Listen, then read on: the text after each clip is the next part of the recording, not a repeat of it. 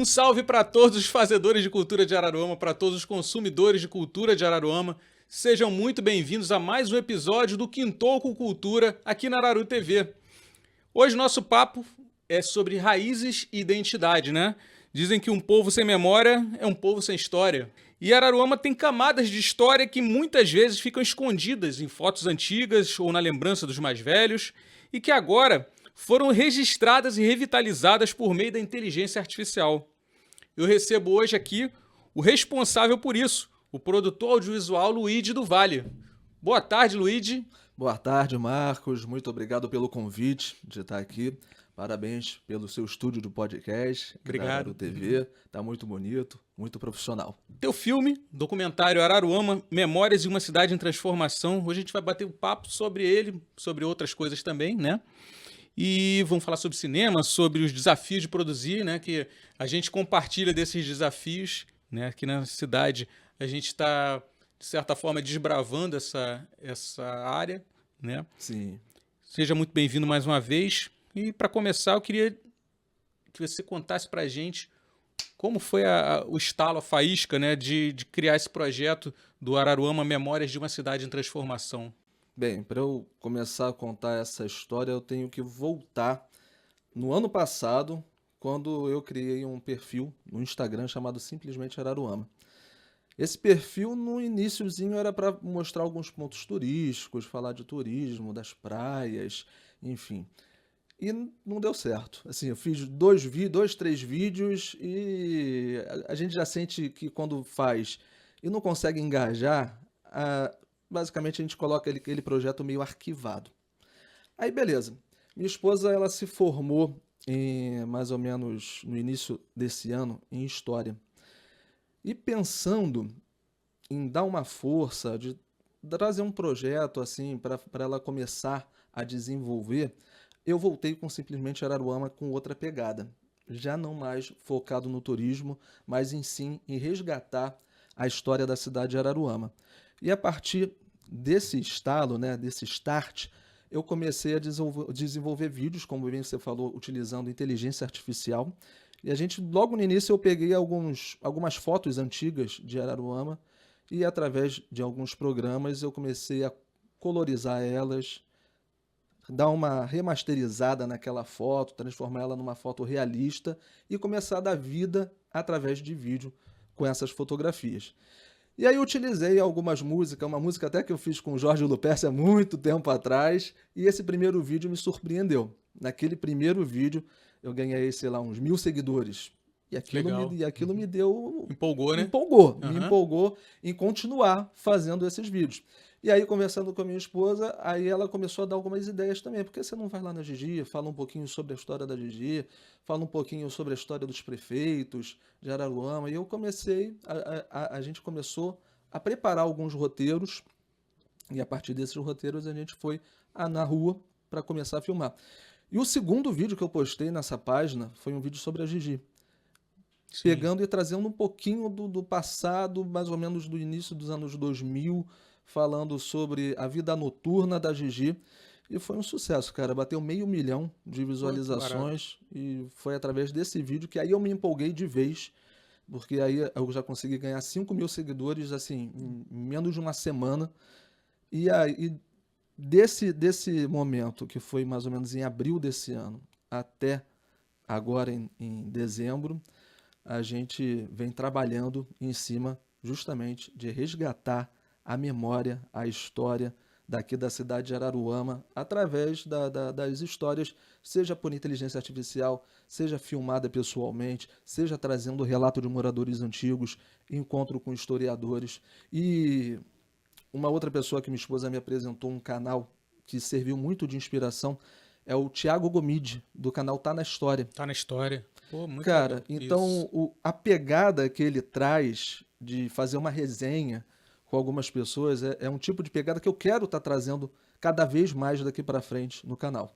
E faltava nesse registro audiovisual sobre a cidade, é uma coisa que eu também sinto falta já de muito tempo, é uma coisa que a gente carece muito.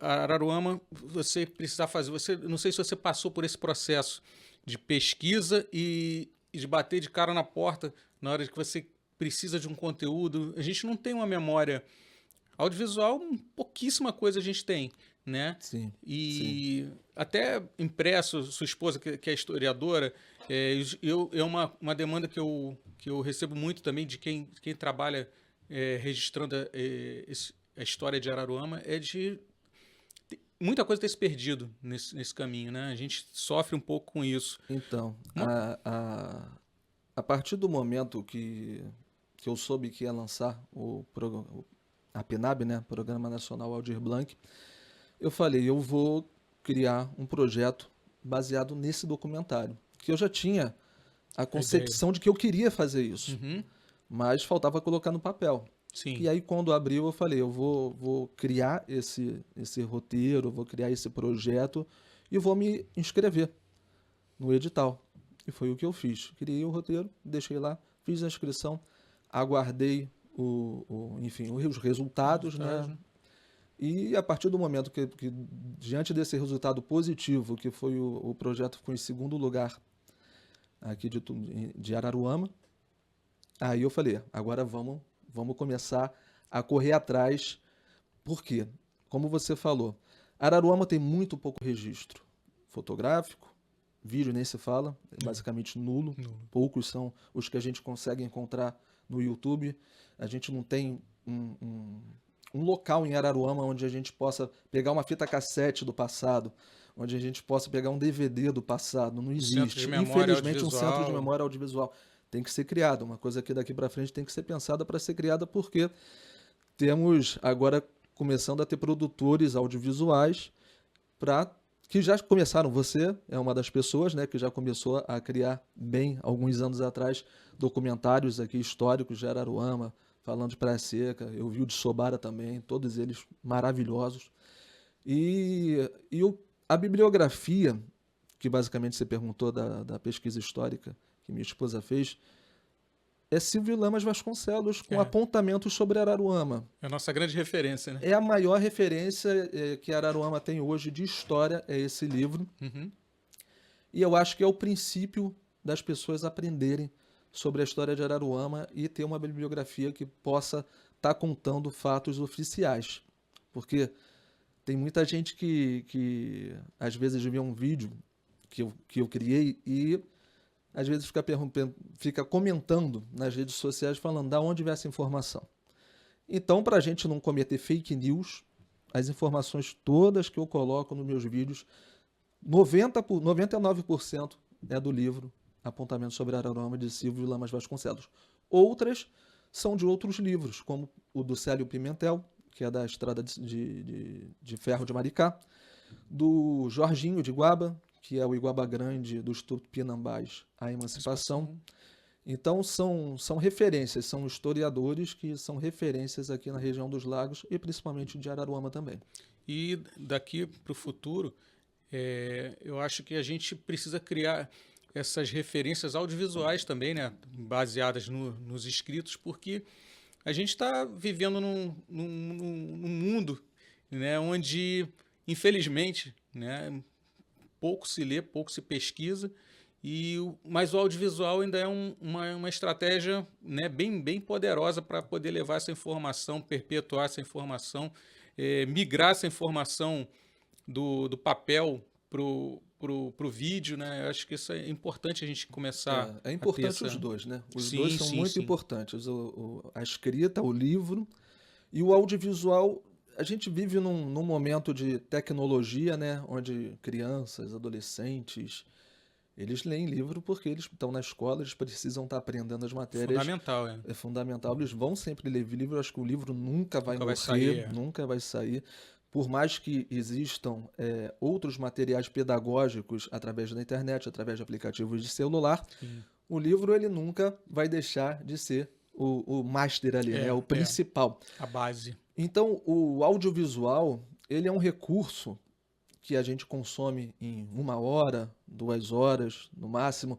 Então, é uma coisa que dá uma base, né? Uhum. Dá uma base para a Sim. pessoa, ela ter como depois conseguir investigar, conseguir se aprofundar melhor naquele tema. Então, o documentário Araruama, Histórias de uma Cidade de Transformação, ele teve esse objetivo. de dar uma base histórica para Sim. Araruama, começando dos povos originários de 2.900 anos atrás, né, 2.000 anos antes de Cristo, basicamente, e percorrendo até os dias atuais. E aí a gente passa que aquele povo, os indígenas tupinambás, para falar a verdade, eu não cheguei a tocar no sambaqui. Mas e tem o sambaqui, que é muito anterior. É. Mas como a própria arqueóloga Angela Buarque, ela participou de um simpósio de história que teve recentemente aqui em Araruama, Sim. e não existem registros históricos dos sambaquis em Araruama, mas tem em Saquarema, e se não me engano tem Praia Seca. em Praia Seca, eu não sei se ela chegou a comentar, mas Cabo Frio, ou seja, é claro que eles passaram aqui por Araruama, Uhum. não tem como não passar É. de Saquarema e dar um pulo até Cabo Frio. Então eles passaram, mas os registros são muito poucos. Sim. Então eu não quis abordar porque, entrando mais uma vez naquela questão de não ter informação errada, a gente tem que passar uma informação onde algum profissional de renome catalogou aquilo. Então eu prefiro não entrar por enquanto Sim. nesse mérito de colocar os sambaquis. Então vamos contar o que realmente aconteceu em Araruama, que é dos tupinambás até a chegada mais ou menos do século XVI, quando chegou os europeus, portugueses e franceses. Daí o conflito, né, entre principalmente os Tupinambás. portugueses com os tupinambás, porque os tupinambás eles basicamente tinham um pouquinho mais de amizade com os franceses. E depois da colonização, os europeus à frente ali, trazendo os escravos da África para, enfim, não só para o Brasil, mas a gente fala em especial aqui para a região dos lagos, e depois com a abolição da escravatura, a formação dos quilombos, e aí a gente tem aqui 2 quilombos que são resistência até hoje, que é o de Sobara e o de Prodígio, mas existiram mais de 34 quilombos aqui em Araruama, de acordo com a pesquisa do historiador Pierre de Cristo. E aí a gente depois vai partindo para o século passado, que aí a gente já vai falando das Salinas, Sim. que foi uma das maiores riquezas que já tiveram em Araruama, que basicamente era o ouro, né? Era O o ouro ouro branco. do final, o ouro branco, né? Do final do século XIX para o século XX. E daí a gente vai traçando a chegada da estrada de ferro até Araruama, porque era um meio que transportava o sal para outros lugares. Então, basicamente, a gente pega desse trecho e depois foi um outro meio para trazer a comunicação para a região dos lagos. Que aí o Célio Pimentel, como historiador e como um escritor de um livro, ele fala muito sabiamente sobre a vinda do telégrafo, né, que trazia vinha correndo de acordo com o telégrafo, trazia os jornais, trazia os correios, trazia alimentos, enfim. E aí abastecia justamente o povo aqui de Araruama e região dos lagos do que era se consumido na capital, no Rio de Janeiro. E a gente vem com esse desdobramento, com o fim das Salinas, basicamente devido os herdeiros, né, dos salineiros não quererem tocar à frente essas empresas, e aí acabou virando muitos loteamentos ali de Salinas. Enfim, e a gente chega depois com o fim também da Estrada de Ferro, com o início da Amaral Peixoto sendo pavimentada até aqui a cidade da região dos lagos. E aí começou o turismo porque podia se chegar de carro aqui para a região. Mesmo assim, mais as pessoas, digamos assim, com uma classe superior que vinham aqui para a região. E aí, com isso, trazendo turismo, trouxe o Parque Hotel, né, através do interventor do estado do Rio de Janeiro, que era o Hernani Amaral Peixoto. E na época o presidente era o Getúlio Vargas. E aí trouxeram o Parque Hotel, que era um hotel com cassino, com diversas atrações, e que aí movimentava a cidade, e que depois começou também a ter os loteamentos no entorno ali do Parque Hotel, o bairro que a gente está aqui agora. Inclusive um loteamento é esse aqui. Um dos loteamentos fica aqui no estúdio. E daí a gente começa realmente a ter o fenômeno de segunda moradia. O fenômeno da segunda moradia das pessoas, basicamente do Rio de Janeiro, que vinham para cá para passar as suas férias, e aí começa o veraneio. Os veranistas de Araruama e de toda a região dos lagos passou por esse mesmo processo. Guaba Grande, São Bento da Aldeia, Cabo Frio, Búzios. Uhum. Toda a região foi... Toda a região foi beneficiada, digamos assim, é o progresso, digamos assim, né? Chamado progresso. O chamado progresso do interior do estado Uhum. do Rio de Janeiro. E a gente vem trazendo essa história no decorrer, a partir daí, até os dias atuais, e pegando algumas épocas que marcaram, que aí a Ponte Rio-Niterói abriu mais um acesso para facilitar a vinda para as pessoas aqui para a região dos lagos. E aí teve a construção da Gigi, que já é uma cinquentona. A gente está falando aí do final da década de... Final não, década de 70. E aí com a construção da Gigi, teve um movimento já maior para Araruama. Araruama começou a ter bastantes moradores e veio... Aí a gente tem uma outra fase logo depois da Gigi, que é a Praia do Barbudo. Que a Praia do Barbudo, no início da década de 80, era o point de Araruama. Era conhecido pela Praia do Barbudo, né? Era conhecido pela Praia do Barbudo. Muita gente não... Pelo menos assim, quando eu era criança, eu sou nascido em 1980, exato, 1980. Então eu frequento Araruama desde 1985. E nessa minha infância eu lembro de ir para a Praia do Centro e não tá lotada. Sim. Mas você ia para a Praia do Barbudo, estava lotada. Então, basicamente, Isso toda a galera que vinha curtir, tinha um toboágua ali na Praia do Barbudo. Tinha diversas atrações, tinha os quiosques, que o pessoal ia lá comer, lá, almoçar. E a lagoa era, naquela época, uma lagoa transparente, né? Ainda mais transparente transparente do que hoje em dia. Era uma época de áurea da Lagoa de Araruama, assim. As pessoas que vinham com famílias, precisavam colocar os filhos, não iam nas praias oceânicas.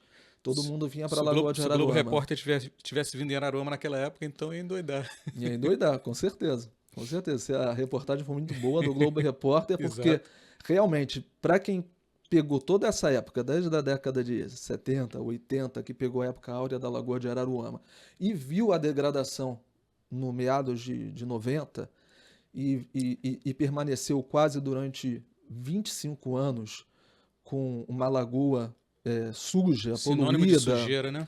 Onde a gente passava ali pela orla e eram peixes mortos o tempo todo, era cardumes, mau cheiro, cheiro de esgoto. As pessoas não entravam, né? Ficava totalmente vazia. Total.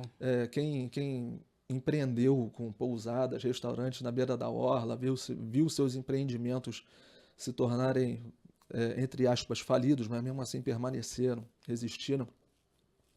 E vê hoje, depois da pandemia, né? Depois da pandemia, que a gente viu que se o homem tiver cada vez menos interferência na natureza, a natureza ela consegue... Ela faz a parte dela sem muita... Se autorrevitalizar. Isso aí.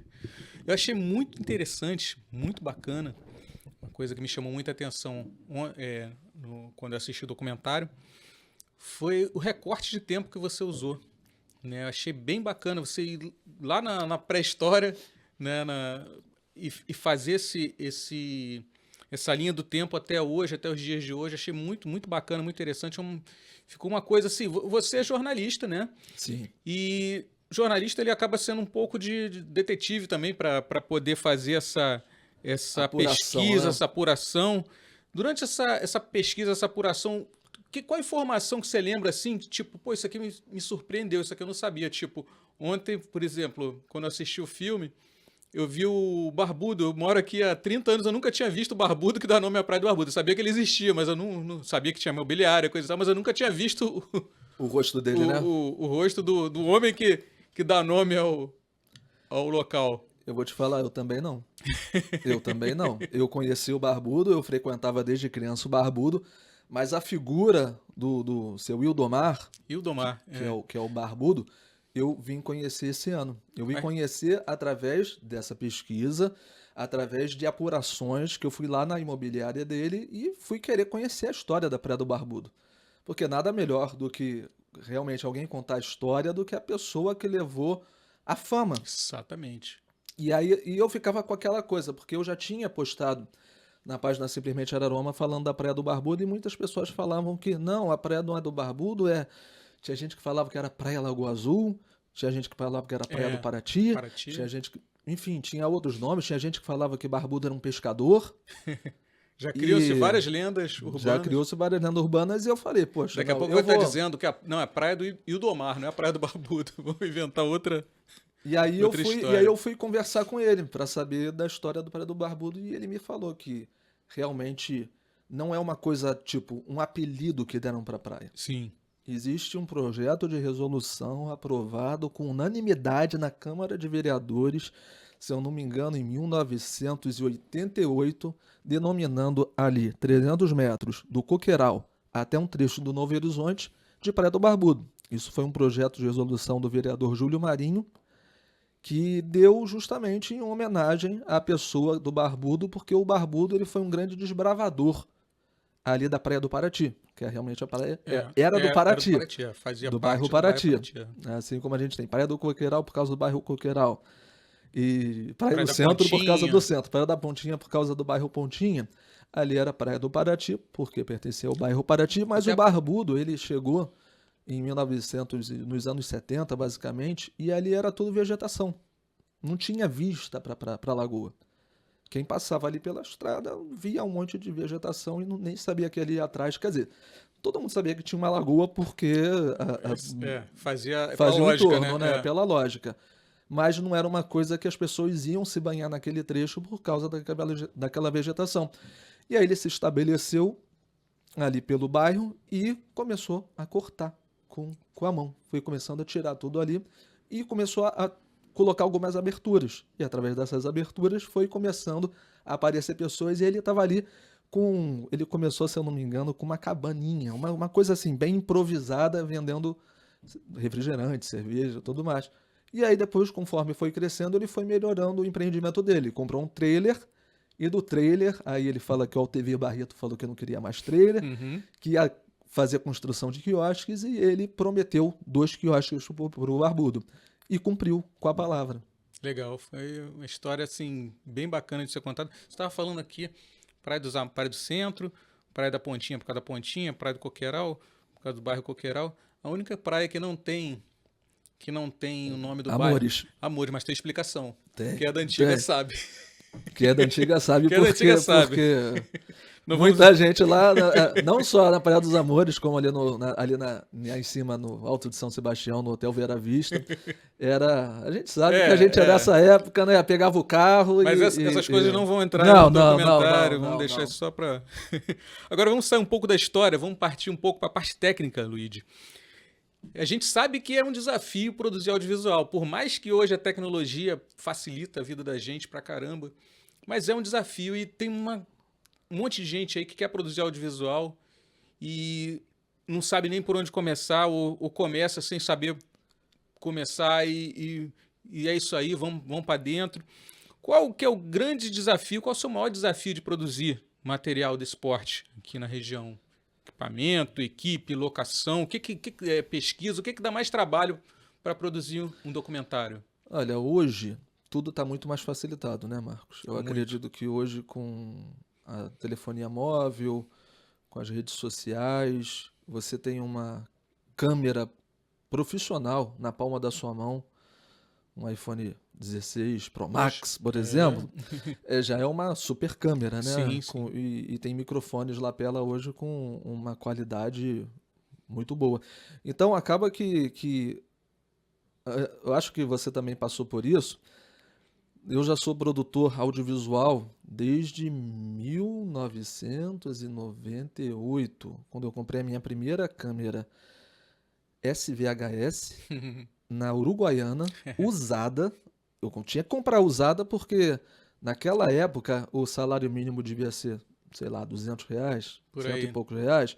E eu lembro que eu comprei por R$500 na Uruguaiana uma câmera usada SVHS porque eu tinha uma banda de rock e eu queria fazer um videoclipe que eu queria. Eu coloquei na minha cabeça, eu vou fazer um videoclipe da minha banda. Chamava Sem Noção. O nome da banda? O nome da banda era Sem Noção. E a gente tinha um reggaezinho. Não, no Rio. A galera lá do Rio. A gente era lá da Praça Seca, em Jacarepaguá. Isso. Um abraço pra Praia Seca. Pô. Praça Seca. Praça Seca e Praia Seca Taquara, também. Praça Seca, toda a galera lá de Jacarepaguá. Jacarepaguá. E aí eu trabalhava numa agência de publicidade e que era do lado, era ali na Uruguaiana. E aí eu desci para Uruguaiana e fui falar, vou comprar uma filmadora. Comecei a pesquisar preço, muita coisa assim, era R$ 1.000, 2.000, 3.000. Aí eu falei, meu Deus, tá muito aquém do meu orçamento, né? Pô, eu era um estagiário naquela época, já cursava jornalismo? Não, fazia faculdade de design gráfico, primeiro período. Hum. E aí eu falei, não tá dando, pô, tal. Aí eu fui andando ali pelos arredores da Uruguaiana e encontrei uma loja vendendo uma filmadora aí por R$ 500 e eu falei, opa, peraí, vou comprar essa filmadora. Comprei a filmadora e aprendi na marra. Aprendi na marra que além da filmadora eu tinha que ter um computador, e no computador ele tinha que ter uma placa de captura Firewire. FireWire para poder conectar e descarregar aquele vídeo. Fita, é. A fita ali, você colocava a fita, dava o play nela e ia descarregando no Adobe Premiere, sei lá, 3.0, Por aí. por aí. Cara, e fui batendo a cabeça. Era uma época que não tinha muita informação na internet, então você tinha que fuçar mesmo o software, né, para É. você aprender. Até Não porque tinha YouTube pra gente não pegar tinha tutorial. YouTube, não tinha, no máximo tinha alguns fóruns do Yahoo. Yahoo, é. Isso, que a gente basicamente às vezes perguntava, ou alguém já tinha alguma certa pergunta. E foi batendo cabeça aí que eu fiz o meu primeiro videoclipe, que foi um videoclipe que a gente gravou no Sana, nessa banda Sem Noção, para gravar essa música reggae, que é Fugindo pro Sana, o nome da música. E de lá pra cá foi produção atrás de produção. Aí desse primeiro videoclipe comecei a produzir outros videoclipes também de bandas. Aí quando eu comecei a fazer a faculdade de jornalismo, o meu maior interesse sempre foi no audiovisual. Então, basicamente, as empresas que eu trabalhava, a maioria delas trabalhava com televisão. A InterTV é uma delas, que eu fiz estágio aqui na InterTV de Cabo Frio. E lá já foi apresentado. E quando eu fui fazer o estágio na InterTV, o meu maior objetivo era também edição de vídeo. Sim. Aí já era um outro tipo de edição de vídeo que para mim, porra, é como se fosse um parque de diversão. É. Que o cara lá era uma ilha de É. edição, um stick que você voltava. Tecnologia de ponta ali, né? Daquela Pra época aí, aquela início dos anos 2000, a Sim. tecnologia de ponta, e que eu saí dali cada vez mais, assim, mais especializado na questão da edição de vídeo. Aí a gente chega nos dias de hoje, onde basicamente todo mundo é editor de vídeo. É. Todo mundo é mundo editor. Porque na época do todo mundo mexe no computador, CapCut, na né? época, o CapCut, justamente, na época do computador, poucos editores de vídeo você conhecia. É. Então acabava que você provavelmente era das referências de edição de vídeo. Eu também era conhecido aqui na região por fazer edição de vídeo. Então, digamos assim, tinham poucas pessoas onde falava, pô, precisava editar um vídeo. Ah, fulano, ciclano, meia dúzia de gato Meia dúzia. pingado É. é o que você conseguia contratar para fazer o seu vídeo. Pouquíssima gente que trabalhava nessa área. Isso. E digamos assim, com a popularização das redes sociais e a necessidade de cada vez mais produzir conteúdo, cara, e a facilidade hoje em dia de ter um programa de edição na palma da mão, Poxa. né? Então muita gente foi e se tornou uma profissão do momento. É. A profissão do momento. As pessoas não precisam ter formação para fazer a edição. E aí você me perguntou sobre justamente os desafios. Aí eu acredito que hoje o desafio é bem menor do que antigamente. Hoje você tendo uma câmera profissional, que não é difícil de mexer, tendo um microfone profissional, é basicamente partir para a rua. Às vezes tendo um bom celular, né? Um bom celular que capte bem. A gente Sim. dá o exemplo do iPhone, como também o Samsung da linha S, e partiu para cima. Eu fiz esse documentário com uma filmadora Osmo Pocket, da DJI.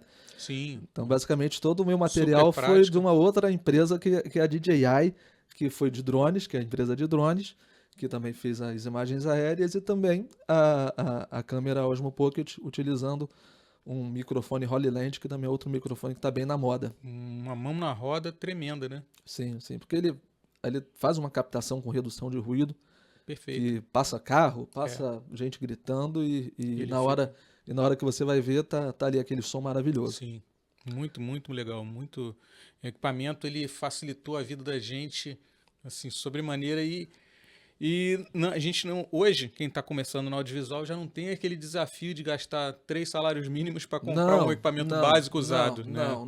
Não tem mais isso aí não.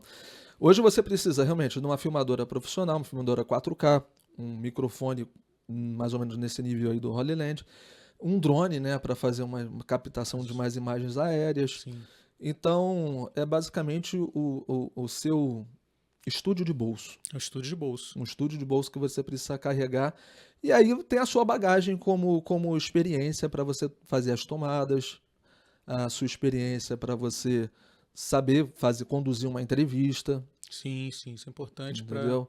você poder extrair o melhor daquele personagem. personagem. E no documentário, basicamente, os entrevistados são historiadores. Uhum. E aí eu quis montar um time de historiadores aqui de renome, De aqui da excelência, de excelência aqui da nossa região. E aí, como eu falei, o Célio Pimentel é um deles, Sim. historiador, jornalista, tem o livro da Estrada de Ferro de Maricá, o Jorginho de Iguaba, que também é outro historiador que tem vários livros escritos, um deles, como eu falei, o Iguaba Grande da Emancipação, a Iguaba Grande dos Tupinambás, a Emancipação, e o objetivo do Jorginho foi justamente dos Tupinambás, porque ele conta a história do Tupinambá com uma riqueza de detalhes que só ele tem na mente. Além disso, também o historiador, o Marlon Ferreira, também é outra pessoa também que conta a história do Tupinambá como ninguém, isso porque ele tem, se não me engano, mestrado e doutorado, e não sei se no mestrado ou no doutorado, que ele fez sobre a história Tupinambá, aqui de Araruama. Muito bom. Então são pessoas que conseguem trazer esse resgate com riqueza de detalhes. Perfeito. Poxa, a abordagem fica muito mais completa, né? Agora, Luigi, em relação ainda à produção, cenário do audiovisual aqui na cidade, dá para dizer que a gente já está criando uma identidade cinematográfica local? As tuas produções, as produções que já têm sido feitas aí, as minhas também, que a gente já tem feito aí há algum tempo. Você acha que a gente está caminhando para construir uma identidade nesse sentido, de começar esse tipo de produção aqui? Acho que foi dada a largada, ainda estamos caminhando a passos lentos, mas já é o começo. Sim. Já é um bom começo e acredito que daqui para frente isso vai ser uma realidade. A gente vê um movimento legal em relação a isso. E um movimento de justamente aqui de Araruama em pensar em resgatar a memória da cidade. A gente vê as pessoas se movimentando. A própria prefeitura realizou esse simpósio de história. História, foi muito interessante. A gente está vendo, e não só Araruama, né? Eu acho que é um movimento das cidades do Brasil todo. Sim. Tentando resgatar, porque é o momento da produção de conteúdo na internet. E com isso a gente tem que trazer à tona uma coisa que durante muito tempo foi esquecida. Sim. Que é a história, porque muita gente fala de Ouro Preto, muita gente fala de Petrópolis como cidades com história. Para falar a verdade, toda cidade tem história. Todas elas. Iguaba Grande tem a sua história antes da emancipação. Sim. É uma cidade jovem? É uma cidade jovem, mas é uma cidade que tem muitos milênios de história. Sim. Ali dentro. Araruama da mesma forma. Então não fica aquela coisa de Petrópolis que tem muita história, mas é ao contrário, é porque provavelmente há muitas décadas atrás o governo de Ouro Preto, o governo de Petrópolis vem trabalhando, veio dando visibilidade a essa história. Vem dando visibilidade a essa história que coisa é rica. Que a gente precisa resgatar. Sim. Sim. Porque falam, Cabo Frio daqui da região dos lagos é a mais antiga. É tão antiga quanto o território de Araruama, quanto o território de São Pedro. Uma coisa só, né? Ela só foi emancipada Sim. Antigamente. Se não me engano, é a 7ª cidade mais antiga do Brasil. Tem umas controvérsias, mas ela é realmente bem antiga. E Araruama, Saquarema, tudo fazia parte de Cabo Frio. E foi desmembrando, Sim. Né? Foi emancipando. Né? E foi cada uma criando uma data específica, né? Para sua fundação e tudo. Isso, mas toda a cidade é muito rica em história. Cabo Frio tem a sua riqueza, suas peculiaridades. Sim. Saquarema também, uma cidade bem antiga que tem suas peculiaridades. E Araruama, a gente começa esse resgate e tomara que isso influencie novos produtores a estar querendo fazer. Você falou do evento histórico, que realmente foi um evento sensacional, né? Apesar de eu ter uma crítica em relação a esse evento, porque não foi registrado. Esse evento não foi registrado Poderia ter sido em filmado audiovisual, do início ao fim, né? do início ao fim, e ter virado material, né, para uso contínuo. Esse é o grande problema dos dias de hoje em relação não só a Araruama, a prefeitura de Araruama, mas em todas as prefeituras, em todos os municípios, é querer fazer vídeos curtos. Exatamente. Nem só de TikTok vive o homem. Justamente. Antigamente, nos governos, quando não tinha essa tecnologia quer dizer, a tecnologia sempre tem da filmagem, mas não tinha as redes sociais de vídeos curtos, os eventos todos eram filmados na íntegra. Você provavelmente filmou muitos eventos durante muito tempo. O nosso companheiro Flávio De Lazari. Ele ficava ali, colocava a câmera no tripé, dava o rec e ficava aguardando ali até terminar o evento. Isso. E então tinha essa cultura de todos os eventos serem gravados do início ao fim. Infelizmente, pouco se tem de registro. Onde estão esses registros antigos que existiram? Esses registros, né? E daqui a alguns anos a gente vai precisar dos novos, e cadê? Viraram stories, né? E desapareceram. Provavelmente um dia depois. Foram formatados dos HDs pois é. Das secretarias de comunicação. Isso é bem importante, fomentar esse mercado de audiovisual. Não estou falando em causa própria pessoal, estou falando em causa própria da cidade, porque hoje muito se fala em turismo, muito se fala em isso e aquilo, indústria, e é importante até pelo nosso viés turístico da cidade, mas a indústria audiovisual, hoje, no Brasil, ela gera mais empregos do que a indústria automobilística, né? Que muito se fala, se engrandece, né? Quando se fala. E a gente pouco pensa nisso. A gente está planejando um futuro com a cabeça de quem planejava o futuro há 50 anos atrás. A gente está planejando um futuro na era da inteligência artificial, numa era totalmente diferente da que a gente nasceu, que a gente foi criado. Né? Isso tem um lado ruim, mas tem um lado muito bom também. Mas tem que ser pensado. A gente não pode pensar o futuro com a cabeça do passado. Você falou, realmente, qual é, assim, a maior empresa, o homem mais rico do mundo? Elon Musk, tudo bem.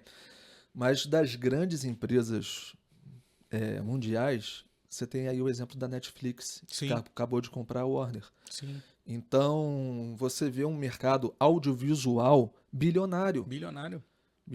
Hoje, a gente pega em todas as esferas, cada empresa, cada pequeno comércio, tem aquela pessoa que está produzindo conteúdo para as redes sociais, para tentar alavancar as vendas.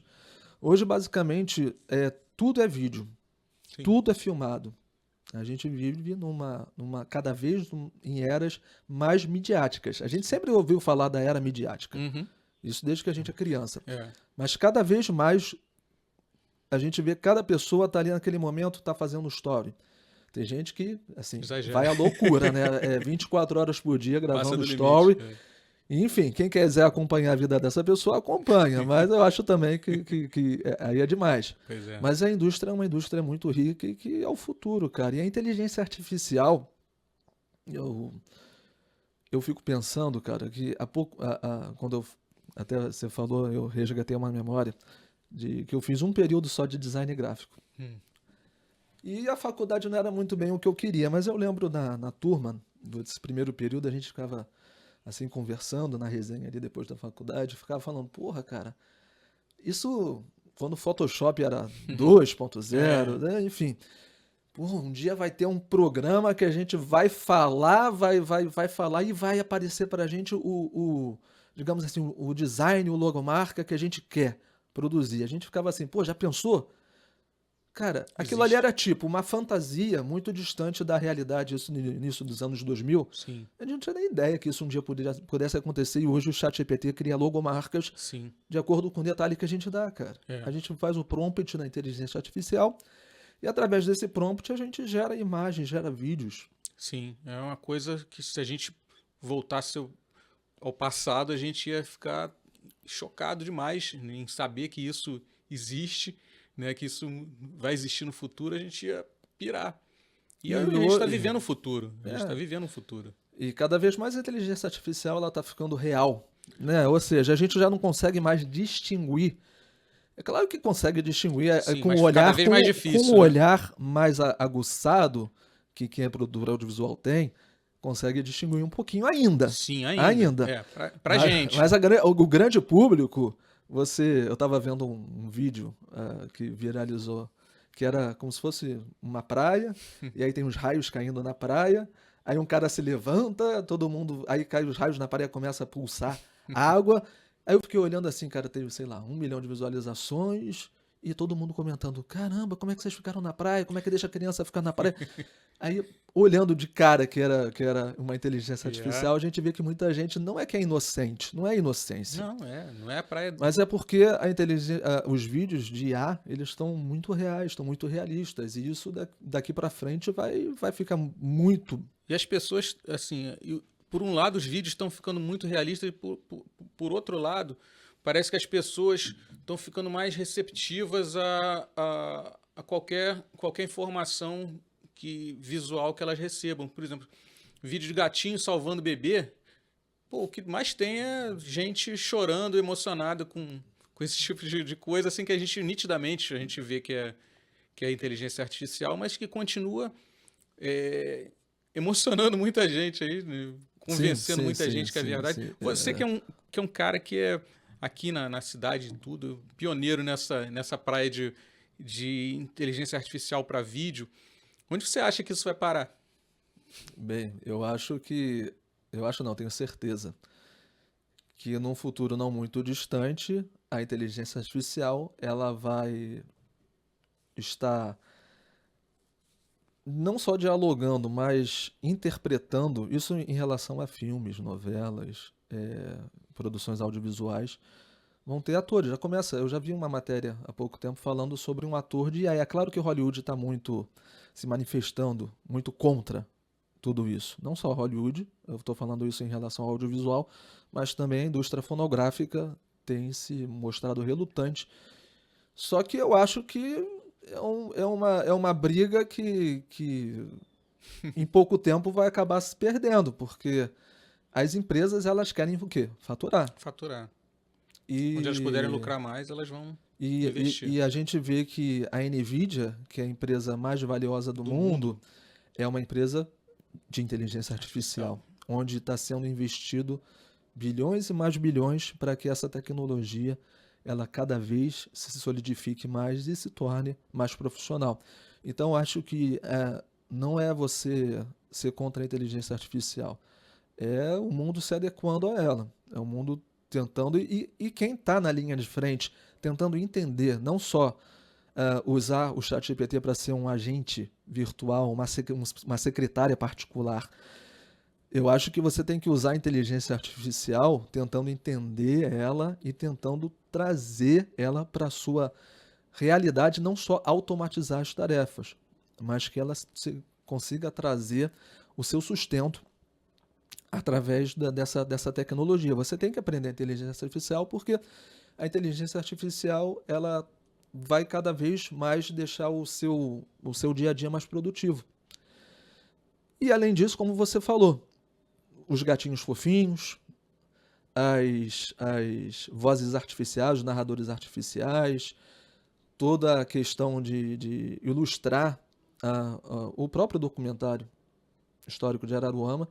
Se não tivesse a inteligência artificial, talvez ele não teria saído do papel ou ficaria muito maçante de assistir. Sim.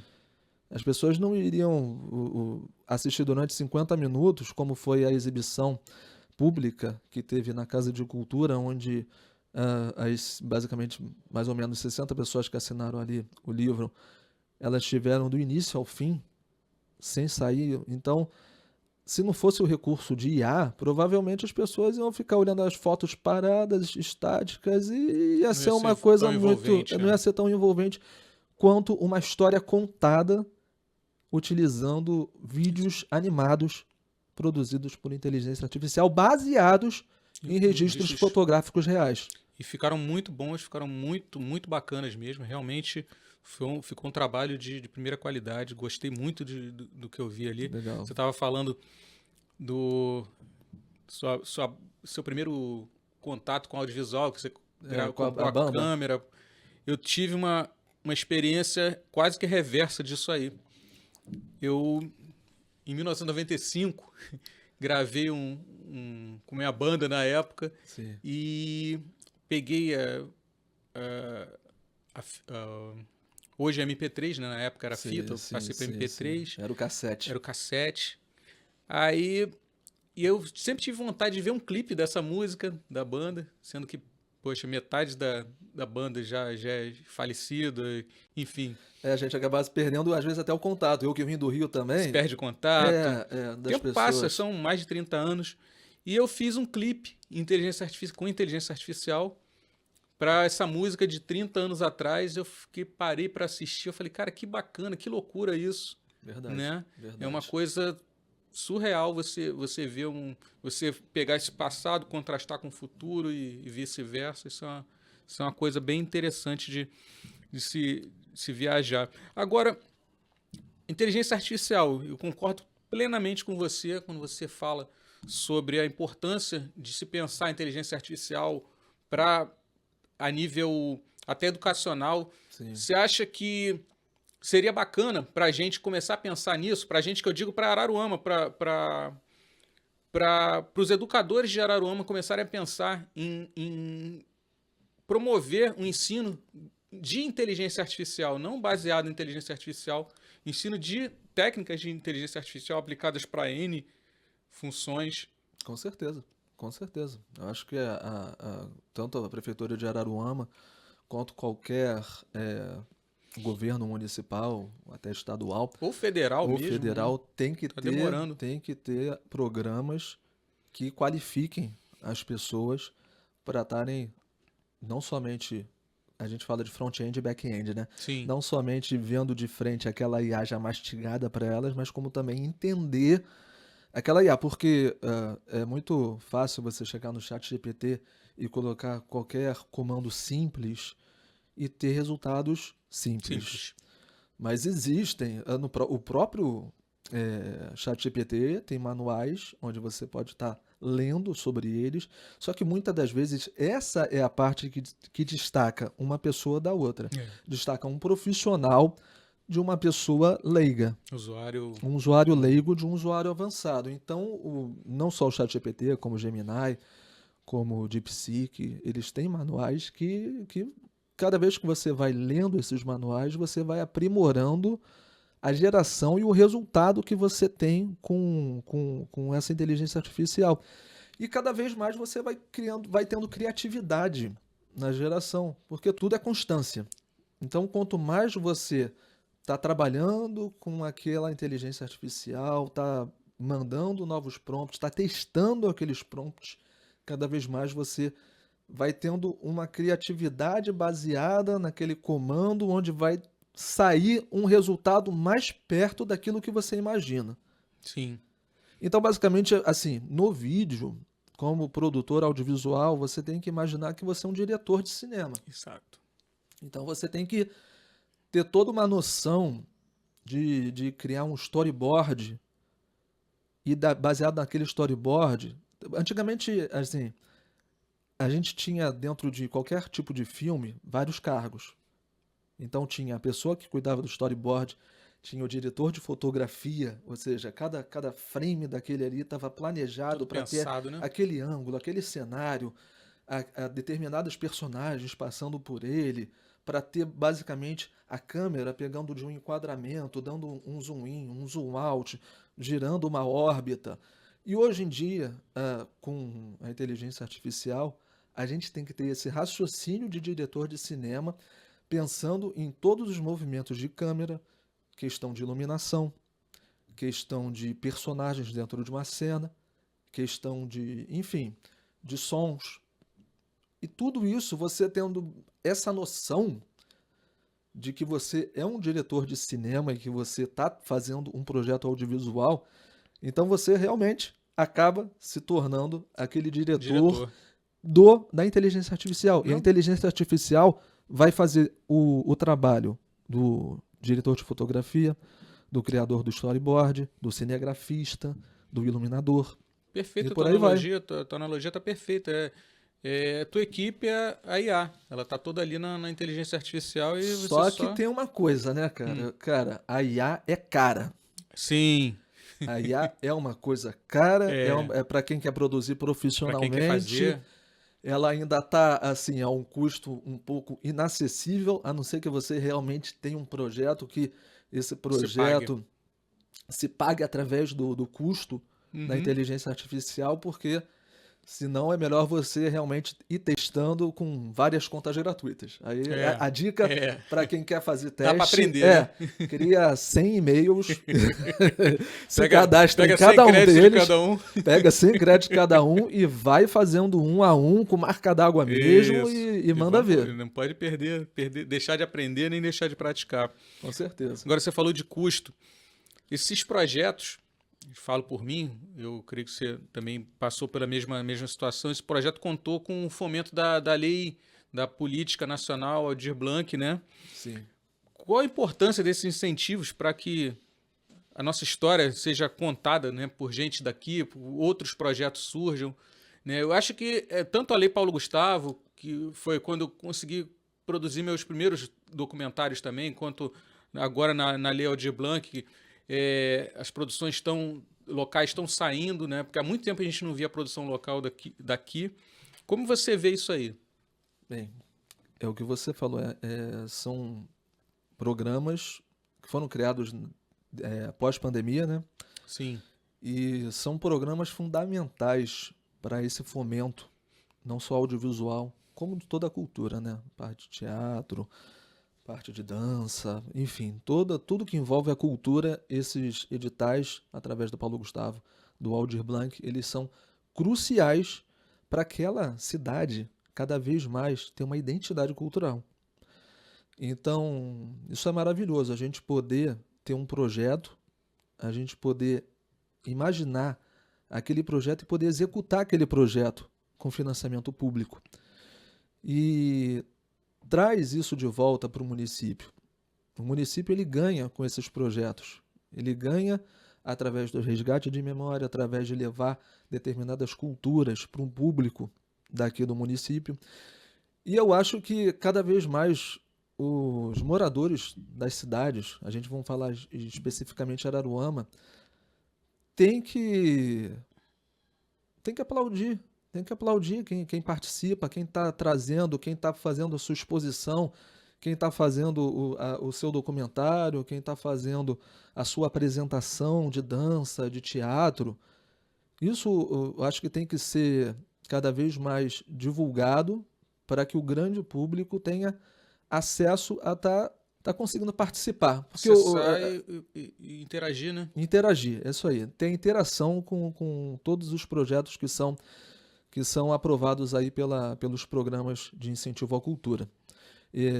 Não, isso não vou criticar nem nada, mas a gente teve ontem essa exibição, foi bacana, eu achei o resultado muito bacana, o público que esteve lá muito bacana. Já vi algumas apresentações, já foi algumas apresentações, não vou falar nomes nem nada, mas algumas a gente vê muito vazio, muito enfraquecido. E aí eu acho que realmente as prefeituras dos municípios, não vou falar só de Araruama, mas num total, Geral. tem que voltar o olhar para isso, cara, porque a gente vê muito evento de secretaria X, secretaria Y e cada um vendendo o seu próprio peixe. Sim. Só que tem que ter uma coisa que venda tudo, não pode vender só porque é da Secretaria X vai ser mais divulgada do que da Secretaria Y e dentro daquele projeto que às vezes é um projeto maravilhoso mesmo, não é um nome nacional, mas é um nome local e um projeto maravilhoso que todos deveriam ter acesso e acaba que poucas pessoas sabem disso. Então tem que ser melhor divulgado. Uma coisa que eu fico um pouco ressentido, assim, como produtor de audiovisual, é justamente isso. Às vezes, eu nunca vi, por exemplo, uma produção minha sendo exibida no telão de LED, né? E eu vou, às vezes, em um evento nada a ver e tem lá um mega telão de LED passando um comercial de alguma coisa relacionado à publicidade, e a gente que produz um conteúdo que merecia ser divulgado, ser mostrado, né? Com Até certeza, mesmo com certeza. para enaltecer a própria cidade, a gente não tem esse respaldo ainda. Inclusive, a gente está começando um trabalho que é o Fórum, né, de Audiovisual de Araruama, para a gente poder pleitear, né, esse tipo de valorização, né, do audiovisual em Araruama, porque eu acho que não é pela gente, é pelo que a gente pode fazer pela cidade. Né? Eu acho que o fundamental é isso. Né? Eu achei muito bacana essa iniciativa da criação do fórum e creio aí positivamente que isso vai trazer um caminho bom tanto para os produtores audiovisuais quanto também para o público em geral. Sim. E para os governantes entenderem dessa necessidade de estar divulgando todos os produtos que saem dos especialistas, dos jornalistas, dos produtores audiovisuais. E a partir daí, como você falou, ter locais onde realmente possa estar sendo exibidos, como os seus documentários realmente merecem estarem sendo exibidos em telões, no Teatro Municipal, enfim, em diversos outros locais onde possam estar trazendo visibilidade aí para esse produto. Porque tudo que a gente faz é um produto, né, cara? E esse produto vai estar lá. Esse meu documentário ele vai estar no YouTube. É isso que eu ia te perguntar agora, né? Onde que o documentário já está disponível, né? Só digitar Luiz do Vale, simplesmente Araruama. É o nome do canal. Vai estar aparecendo lá e, por favor, acessem ou também através do Simplesmente Araruama o link da bio. É só clicar ali no link da bio que já vai direto também pro vídeo.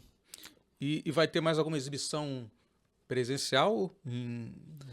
Então, ontem, creio que devido ao sucesso ali de público, vamos dizer que foi um sucesso de público por ter colocado na Casa de Cultura onde tinha 40 cadeiras, a gente colocou 60 pessoas, ou seja, infelizmente algumas tiveram que ficar em pé. Então, foi-se ventilado que provavelmente a gente vai ter uma outra exibição pública no Teatro Municipal. Perfeito. Que eu achei muito legal, muito bacana e fico lisonjeado em ventilar essa possibilidade. Só de ser ventilada essa possibilidade, eu acho bem bacana. E tomara que tenha um telão de LED lá. Tomara que tenha um telão de LED. Vamos torcer a campanha. Queremos ver o filme no telão de LED. Isso aí. Porque, enfim, a estrutura da exibição pública, porque faz parte ali do projeto ter as exibições públicas. Sim. Eu fiz essa exibição pública na Casa de Cultura, que foi o primeiro local pré-estreia, né? Para fazer essa pré-estreia. Uhum. Ela também, se Deus quiser, vai estar sendo passado em escolas. Sim. E a partir daí também, tomara que surjam novos convites aí para exibir, porque eu acho que a história de Araruama nunca vai ser demais em ser contada. De jeito nenhum. E creio que, assim, o documentário, ele abre novas possibilidades para outros produtores audiovisuais tentarem focar em determinado ponto dali, porque, como você falou, eu tracei uma linha do tempo. Sim. Então, pode ter um documentário falando sobre os povos originários do Tupinambás, pode ter um documentário, como você fez, falando sobre o Sobara, sobre os quilombolas. Sim. Pode ter um documentário falando sobre, acredito que o Célio Pimentel já fez também, sobre o trem aqui, sim, sobre a Estrada de Ferro. Uhum. Pode ter sobre as Salinas, como também você já fez, e cada vez mais. E você já tem alguma história em mente? Um próximo projeto? Já tem alguma coisa na agulha ou na cabeça ainda? Algum embrião de ideia ali? Olha, como eu falei, vai se abrindo várias possibilidades para a gente pegar determinado trecho da história de Araruama. Então, sim, acredito que a gente pode se aprofundar, por exemplo, sim, até na história da Praia do Barbudo. Acredito que pode se aprofundar mais ali, trazer com mais riqueza de detalhe, porque dentro do documentário, a gente acaba trazendo 5 minutos, 6 minutos de cada período daqueles. E eu acho que cada período daquele merece um vídeo de 1 hora. Isso aí. E é uma história, por exemplo, lá no Barbudo, uma história que está todo mundo vivo ali ainda, né? A história que está no ponto de ser de ser captada ali, porque tá todo mundo já ainda presente para contar a história, né? O seu Wildomar, por exemplo, falou que tem bastante material Isso, fotográfico de filmes. Ele mesmo falou que tinha a Barbudo sonorização, Barbudo filmagem. Então, acho que ele tem um material vasto que necessita ser colocado para o público, para o grande público. Enfim, e a partir daí a gente vai eu vou tentar criar novos projetos e a partir desses projetos a gente vai tentar criar produtos. Isso aí, vamos nessa. Eu queria te agradecer demais aí pela tua presença, Luigi, e queria deixar o espaço aberto aqui para tuas considerações finais. Primeiro quero te agradecer novamente aqui por ter feito o convite para participar aqui do podcast. Parabenizar você pelo espaço aqui da Araru TV. O podcast está maravilhoso, está lindo o cenário, estúdios, equipamentos, tudo bem profissional. E você é uma pessoa que eu tenho como referência também, como produtor audiovisual. Você é uma pessoa que produz documentários maravilhosos e, enfim, eu acompanho seu trabalho desde a Araru TV, desde que era site. Desde o Jornal Carapeba também. É verdade. Entendeu? Então, você é uma pessoa que é referência aqui no nosso município de Araruama.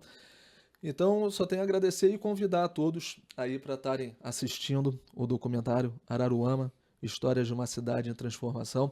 Vocês podem estar assistindo no YouTube, clica lá, ou vai lá no Simplesmente Araruama, clica no link da bio e fiquem conhecendo a história de Araruama. É claro que algumas pessoas já vieram para mim e falaram o que acharam, e claro que algumas pessoas falaram, faltou falar de tal coisa.